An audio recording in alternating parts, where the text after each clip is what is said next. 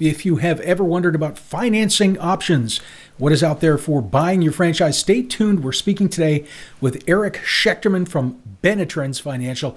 Eric is going to be discussing SBA loans. That's where the government guarantees a portion of your loan. Certain franchises do qualify that. We're going to be looking at 401k rollovers. That's actually where you can allocate parts of your 401k towards your own business. There's some tax advantages for doing that and a whole lot more. Always remember, if you need help finding a franchise, call us here at Franchise City Brokers. I'll put the link below for us and Eric at Benetrends in the description. Eric, welcome to the show. Oh, thank you so much for having me today. You bet. Could you, let's get started. If you could tell us a bit about Benetrends and some of the financing that you provide. Absolutely. And I know a lot of people are very passionate about the companies that they work for. And there's an overused phrase of you've never seen anything like this. But when I first became introduced to Benetrends a little over 11 years ago, that was my first thought. And, we're actually celebrating our 40th year in business this coming year in 2023. And it's just a fascinating organization. So our founder, Len Fisher, one of the top ERISA and tax attorneys in the country back in the early 80s, looked and breathed tax code and law. And next thing you know, one day he looked at the structure and kind of formulated what's now known as rollovers as business startups, which is a funding strategy that allows somebody to essentially access retirement funds without having to pay tax or penalty in order to fund a business. And that was, back in the early 80s. Fast forward to today, over 115 employees, added on top of doing the rollover program for 40 years. We do SBA funding. We help clients get equipment leasing and fleet leasing programs, incorporation services, really anything from the sense of helping people figure out what are the best and always not to forget the worst ways to fund a business opportunity in today's environment. And really fascinating company. And we're so lucky to have worked so much of that time within the franchise industry. I would say a large bulk of our business is there, and we have over almost 10,000 active franchise business owners that we work with on their retirement plans, ongoing business planning, and so on. So that, in a nutshell, is who Benetrends is. Great. Thanks for that. Yeah, and I think we've been with you guys for 12 years, at least a decade. And obviously good experiences all around, or we wouldn't have invited you on today. So could we get started maybe by, and 401k, I'm always shocked that people have not heard of this. It's such a unique vehicle. But could we get started maybe with something a little bit more simple, the SBA loan? What is the SBA loan? Who's it for? What do people need to put down in order to qualify? Stuff like that. I'd love to. I don't know if I would ever let SBA and the word simple collide. Yeah, sorry. I'm probably, that's usually what I do here. It's probably more most widely accepted as a typical funding strategy, versus simple. But no, the SBA program is an amazing program that our government has built for the entrepreneurs and wantrepreneurs throughout the United States. I would start off of always clarifying what seems to be such a major point, but believe it or not, is always completely unknown by people when it comes to SBA loans, is it's not the government that's actually lending the money. I'm not going to the government to get a loan. The way of the SBA, the goal of the SBA, the branch of government, is to promote and support small business. They do that through education, guidance, support, all different programs. And one of those is access to capital. So what they do to create access to capital is they go to the lending organizations and the banking industry throughout the country and say, we want you putting money out there in small business America. We know that there's an inherent, sometimes larger risk than maybe some other type of lending you would do. We want to lessen that risk for you. So we're going as the government to guarantee a percentage of the loan funds that you do through small businesses and the SBA program. So government says we're going to guarantee a percentage of the loan. And the idea is that we get the banks putting more money out there on the street. But your loan as the business owner is with the bank. It's not the government lending you money, and the guarantee that the government is backing is for the bank. It's not for you, the borrower. If you take that loan, that money is borrowed funds that you will always obviously have a commitment to repaying. But so that is kind of the essence of the SBA program. And for the lenders to take advantage of, kind of that guarantee, they have to follow the terms and conditions that are typically set, what people will see in today's environment. So when people are looking at getting an SBA loan, often what they'll find is they're going to be usually around the 10-year terms. There's no prepayment penalty on an SBA loan. So if somebody wants to pay down that principal and interest in a shorter period of time, they can do so. It's never going to be 100% of the finance strategy. So a bank is usually going to fund in an SBA loan, call it 70 to 80% of a project. So if I'm buying a business, for example, for $300,000 all in, bank would likely say, great, Eric, we'll give you a loan for $225,000. The other money that's needed for the business is what's coming from you, the borrower. That's your skin in the game. That's your equity injection. So it's not like buying a house and I'm handing that check to the bank as like a down payment.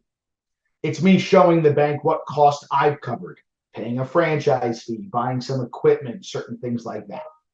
So that's sort of that loan to kind of value or loan to project size split. Yep.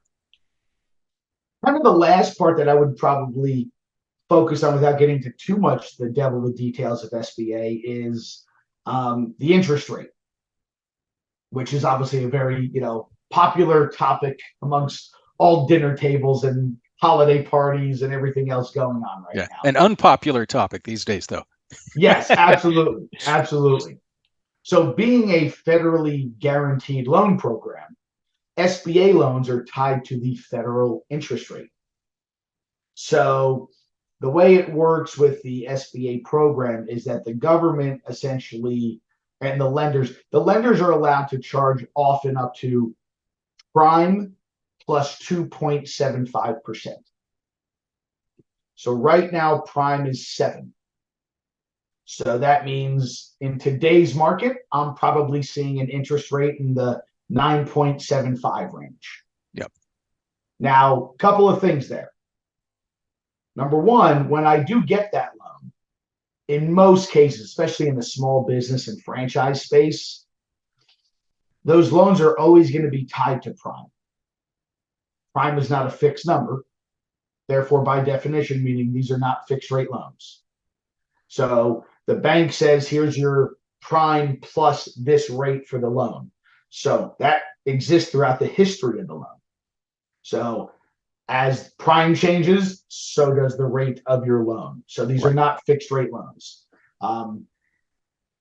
To at least address, because he obviously made the fun comment of the unpopular opinion, I do like to, or unpopular topic is at least address some of the perception and reality of the interest rate. I would say in the last 20 plus years, prime has mostly been in the lending space between the 5 to 5.5 range. Yeah. Are we grossly above that now? Candidly, no. Are we grossly above the 3.25% basement number that the government dropped it to during COVID? Yes. But what people don't realize is that 3.25 and that 3s and low 4s, that's the anomaly. But everyone always is a victim of the most recent history. The only time we've been at 3.25% is during COVID and during the housing crisis. So for the last 12 to 18 months, when we were going from 3.25 up, they weren't raising interest rates. The discount was going away, for lack of better words. Yeah. Now, of course, to stave off inflation, we've been in some areas that it's gotten a little bit above where we typically would like to see. But these are still, workable for a lot of business models. And I'm always fascinated by, again, perception and reality. We see all the news channels. The Fed increased prime from 6.25 to 7. Oh my God, Eric, this and this and that. I did the numbers for one of our clients. It totaled about $1,500 more a year in their loan payments. No one is often going to say, hey, for $1,500 more, is that make or break if you're going to become an entrepreneur? Likely, if that's the number, you shouldn't be doing it in the first place. Yeah, exactly. But everyone hears the rising interest. So I will tell you, these interest rates are still very workable. And with prime, if it goes down, your rate goes down. But that's where you're going to see. So you got 10-year term, prime plus 2.75, and the loan's going to fund about 70 to 80% of a project. Got it. Makes sense. Yeah, and it's interesting how people get so used to these super low rates. They think, oh, it's going to be like this forever. Can't be like that forever. And I remember back in my day when I was becoming an adult, I'm used to 17, 18%, right? Exactly. So anything below that to me, just in the back of my mind, is like, these are great days, right? So yeah, it's all perception. Absolutely. What do you want to look at next? How about 401k? Do you want to dig into I'd that? love to How that go works? into obviously that program.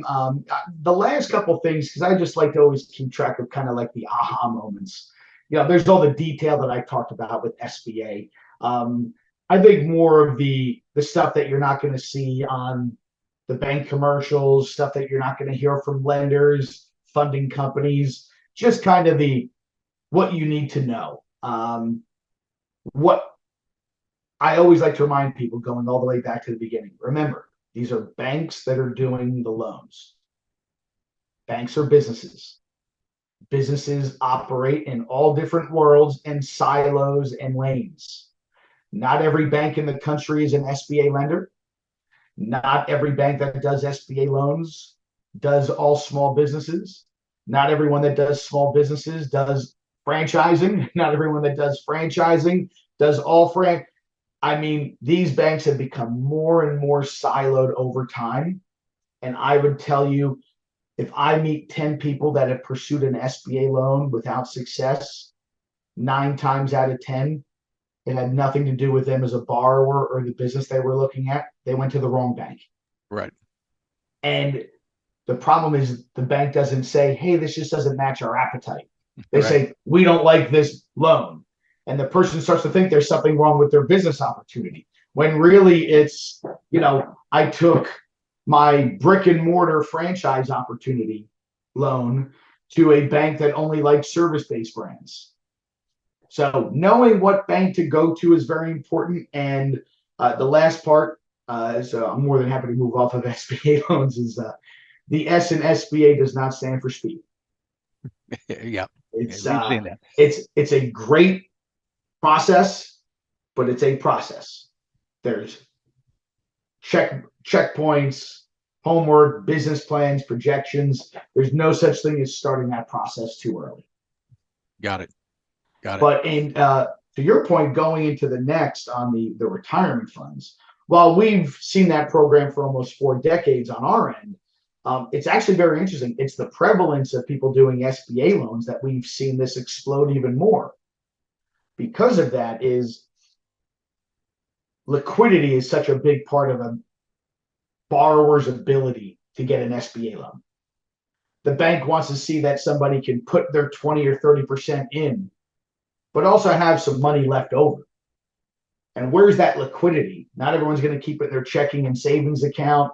Not everyone's going to liquidate it from a portfolio. But a lot of people have it in 401ks or IRAs that most times would not be in a liquid form, or the bank would view in a liquid form. And then, you said before that, it's always amazing when people don't know it. I'm actually more amazed when people do, because, no matter how well known it is and how popular it is, it pales in comparison to what we've always been told in our lives. Put your money in a retirement account when you work for a company and never touch it until you're ready to retire past the age of 59 and a half. Right. We've heard it forever. And then all of a sudden, there comes this acronym that we've been referring to, the ROBS program, or rollovers. And what ROBS stands for is rollovers as business startups.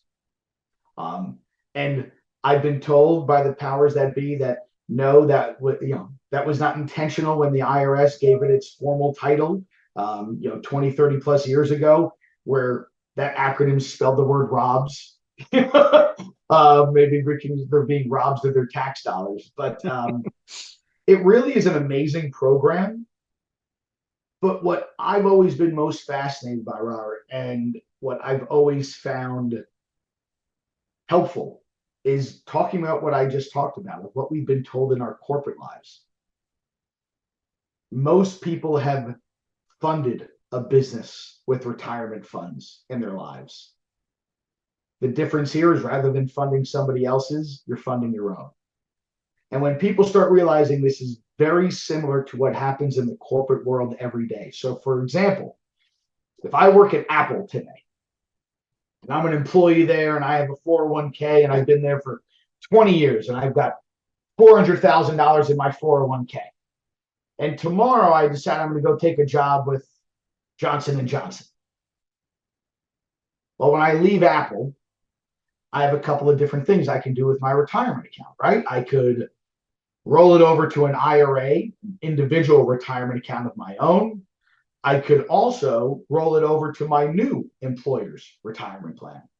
Provided when I go to work for my new company at Johnson and Johnson, and they have a company 401k, I could roll it there. And as I'm sure many people that are listening are probably nodding their heads saying, yeah, I've done that. And I've never paid any taxes or penalties to move those funds. So I would say that's one part to remember when thinking about what rollover funding is. The second part is whether I'm at Johnson & Johnson, Apple, Merck. I worked for a company named Cintas, the uniform company, for almost 10 years. And and it's funny, Len, the founder of Benetrends, who was explaining this to me, was using my example as an employee. He said, all right, Eric, so you work at Cintas, you have your 401k there. Let's say you have $200,000 in that 401k. And I said, let's just, for sake of argument, say that's accurate. He said, do you have different options in your company's retirement plan to invest in? Stocks, bonds, mutual funds. I said, yeah, of course. He said, is one of the other options to be able to buy stock in Cintas, to buy stock in the company that I work for and that sponsors the retirement plan? I said, yeah, actually, I probably have half of my money in that part of the investment. So Len got all excited. Great, perfect example.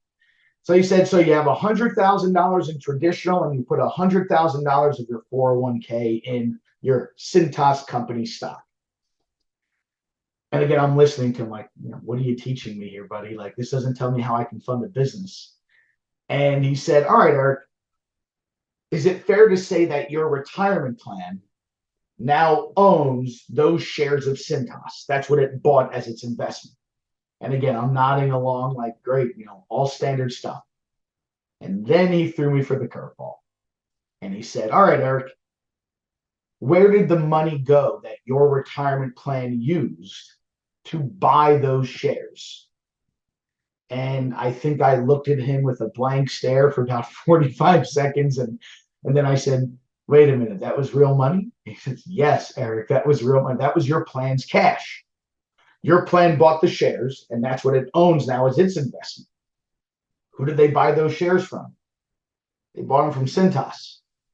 That money that your plan used, that $100,000, went right to Cintas's corporate checking account. I didn't lend it to them. I didn't pull it out as a distribution. That money is now the proceeds of the sale of company stock and pure liquid in their corporate account that they can use within their business however they see fit. And then I started to see kind of the method here. And he said, Eric, I love that people equate Len, the founder of Benetrends, as being the kind of original architect of this funding strategy. He said, Eric, I didn't invent this. I could thank the tax codes and laws of the early 1970s. I was just the first to realize you don't have to be Apple, Cintas, Johnson & Johnson to do this. It's just about corporate structure and retirement plan design. So in a nutshell, what rollover funding is, you're creating a new company for your business that you're going to be operating to run the business through and the franchise. then we're creating a retirement plan for that new company. Now you've got a new company with its own company plan. Well, as the owner, of course, you're going to be an employee. As an employee, participate in your company's retirement plan.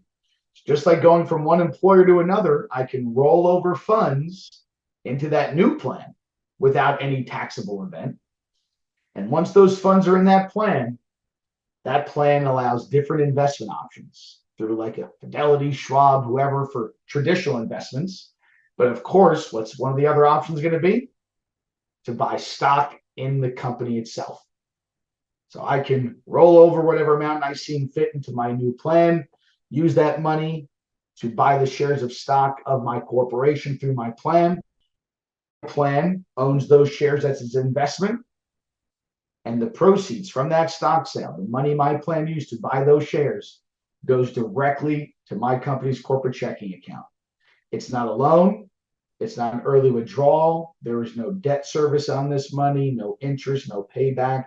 This is now pure pre-tax liquid, no early withdrawal penalty that can be used for any legitimate business expense, including franchise fees, payroll, working capital, and can be the money used towards the 20 or 30% towards the SBA loan, which is why I mentioned we've seen a lot of this before. So I know I ramble, so I promise I'm going to hit the pause button, but in a nutshell, because I always love the way Len wrapped it up with me. He said, "Hey, Eric, did you ever own shares of Cintas in your retirement plan there?" I said, "Yes." He said, "Congratulations, you've already funded somebody's business with retirement funds. All you're doing here is funding your own." So it's an amazing product and likely something that gets used by thousands of entrepreneurs every year. Yeah, it's a great vehicle. I always like bringing it up to people, and also the tax benefit when you get into that with people. It's essentially like, again, depending on what their tax rate is in the state that they're in, can be like getting 30 points from the government that you're not paying because you're not taking it out to fund your own business. So yeah, I love it. I definitely have heard many of speeches where someone's saying it's almost like you're getting the government to subsidize this percentage of your business, or even on the flip side. I know people don't like to talk about this, but God forbid the business doesn't work. Well, when you look at those scenarios, if I've lost that money, because most people say, well, Eric, if I use this money and the business fails and the money's gone, I've lost my retirement funds. And you know what? In my 11 years of doing this, I've actually come up with a pretty good answer to that. And the answer is, yes, you're correct. Which sounds like, wow, great job, Eric. But in a vacuum, that doesn't sound great.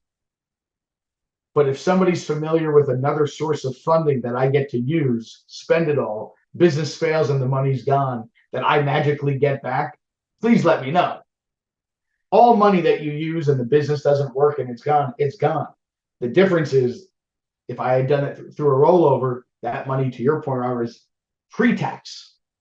I was eventually, even if I waited to the age of 59 and a half to pull that money out, was going to pay tax on that money. So I remember one of my clients, never going to be my tagline, but one of my favorite lines I've ever heard was a client saying, "You know what? This is the cheapest way to fail." And I said, not sure I want that to be my commercial, but definitely a clever spin on things. Yeah, added security, safety. It's never a bad thing for sure.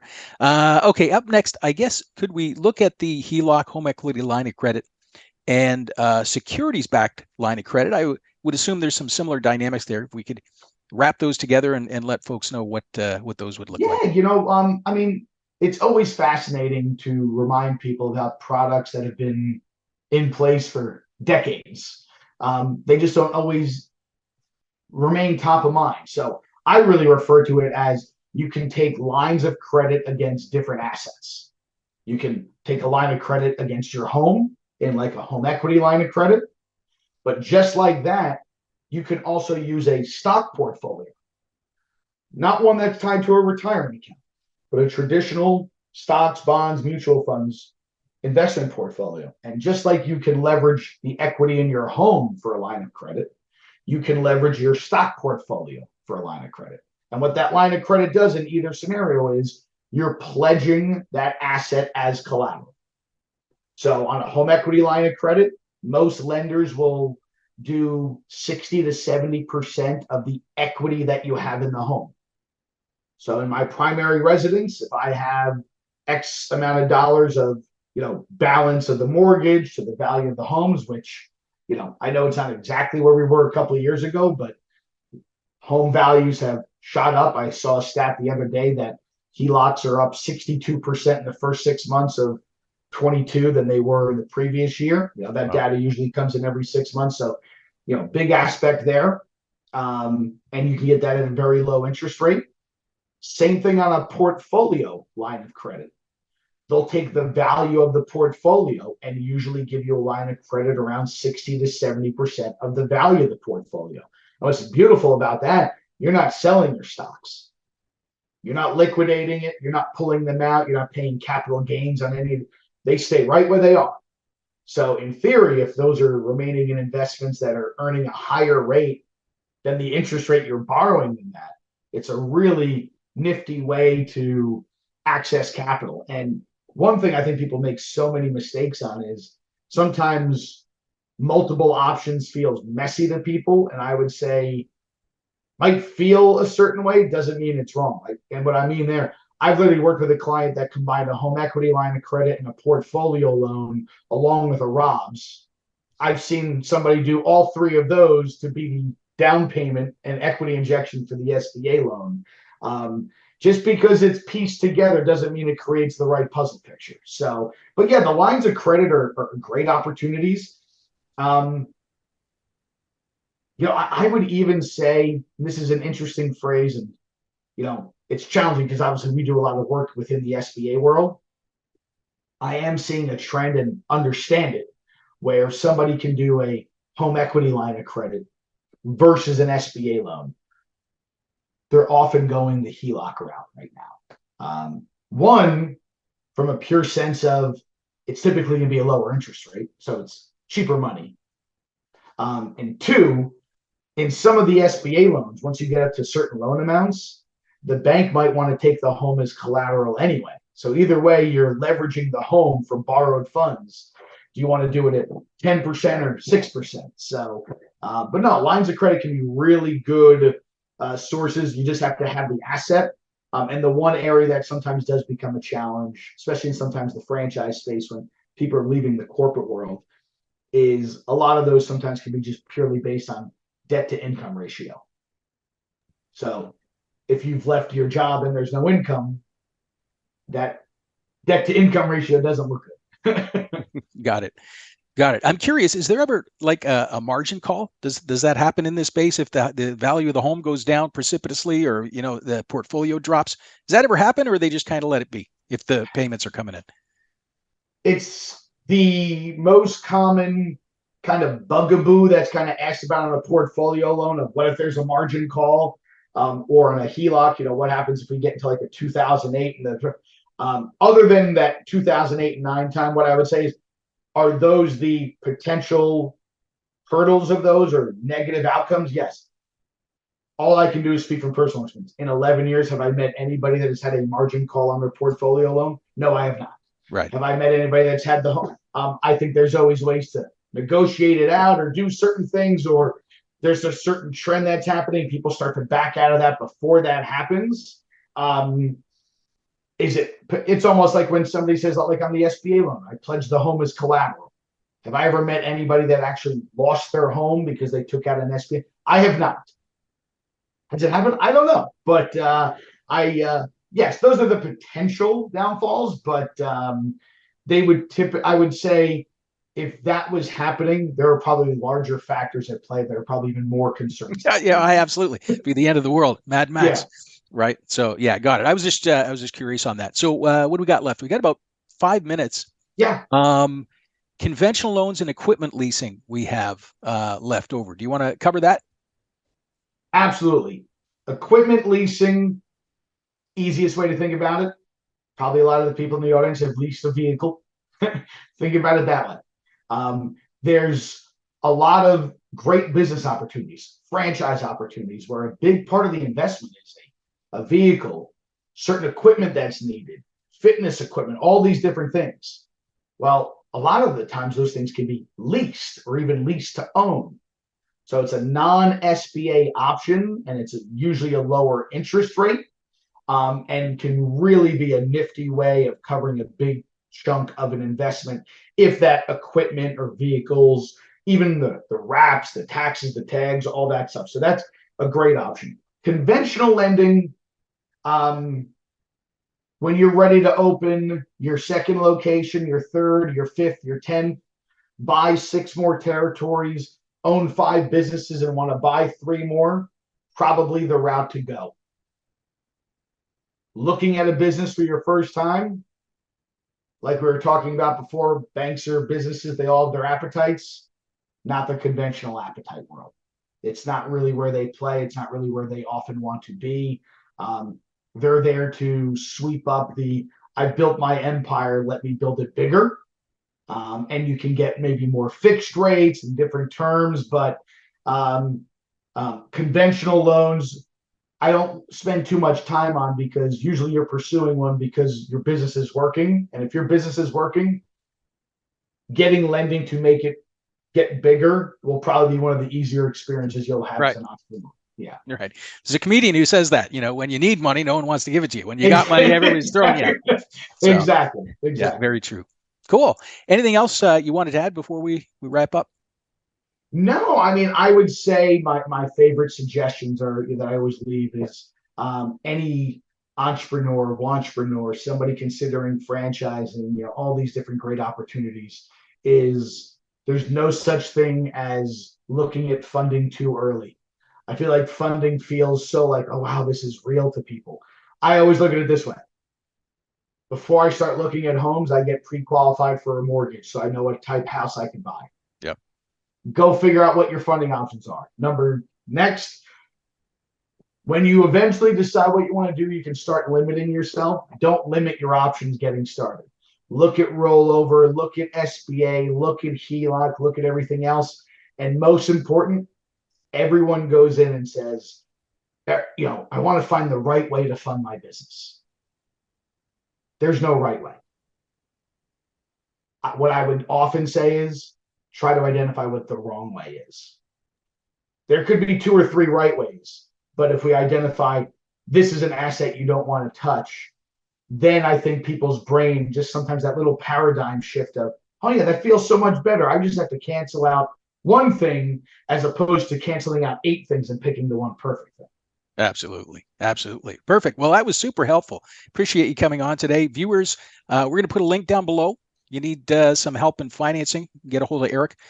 Put his email down there. Eric, awesome to have you on. Thanks so much. Appreciate your time today. You guys are the best. Thank you for the audience for listening. And for any of the audience, we do offer those pre-qualifications and assessments. And we love working with the group here and the opportunities they put in front of their candidates. And so thankful for the time today.